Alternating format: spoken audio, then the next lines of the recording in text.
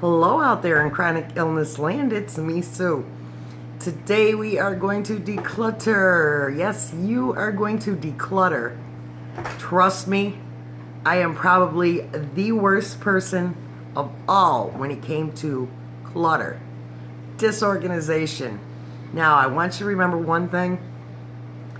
It didn't take you a matter of hours in one day to accumulate all this.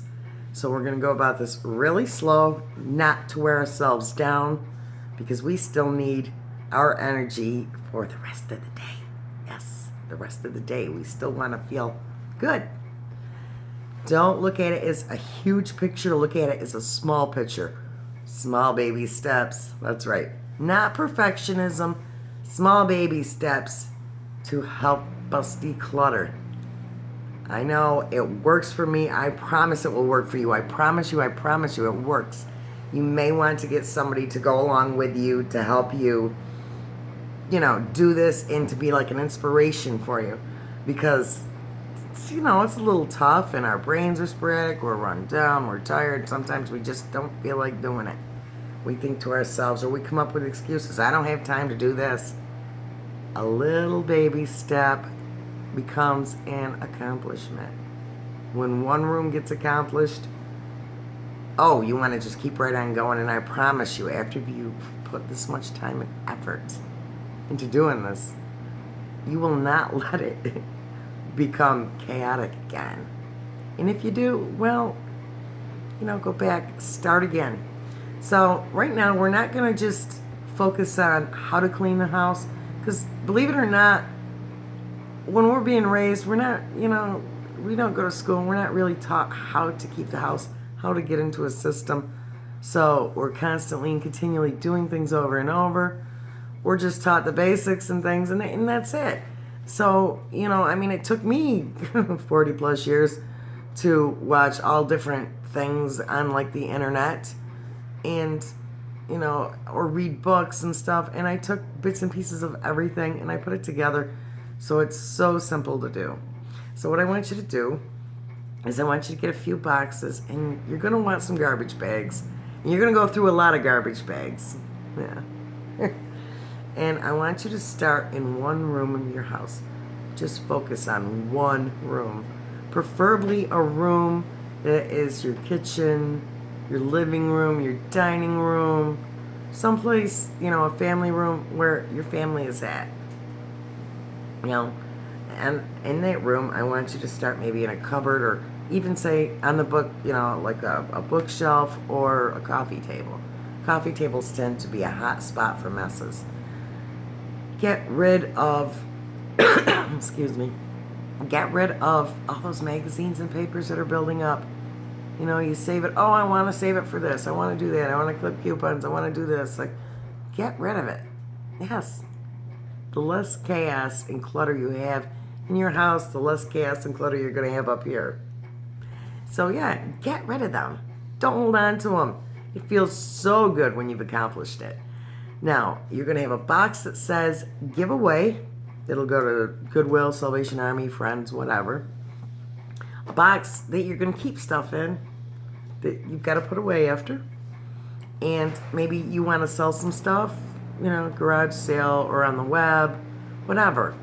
So, and of course, you got to have your garbage bag because you'll fill that up quick.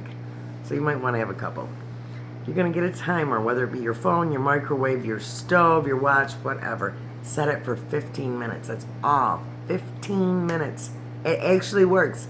Baby steps grow into a huge accomplishment. Look at a baby. Baby takes small steps, and eventually they're up. They're walking. Take baby steps, and it works. So you're going to set your timer for 15 minutes. Have at it. Clean everything up.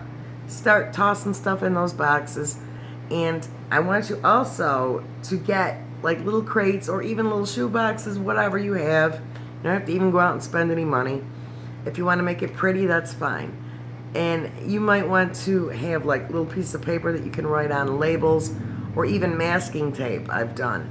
And you can label things. I know it sounds OCD, a little obsessive. But trust me, chronic illness, a lot of times we forget things, and this is fabulous. After a while, you get so used to things being in these things that you won't need to label them anymore. Now, even for like mail and stuff, I have like a shoebox that I put like the fancy tape on and stuff. And the mail goes in there after people have looked at it, it gets thrown in there, and then eventually I go through and I clean it out. But for now, we're going to focus on that. Get everything in your boxes, and then keep a corner where you're going to keep the boxes while you're decluttering each day on those certain rooms. And just keep them right nearby so you're able to pull them out again and yeah, keep working it. The stuff you're going to give away and sell until they're full. As for the stuff that you're going to keep, when the timer goes off, stop. Stop right there.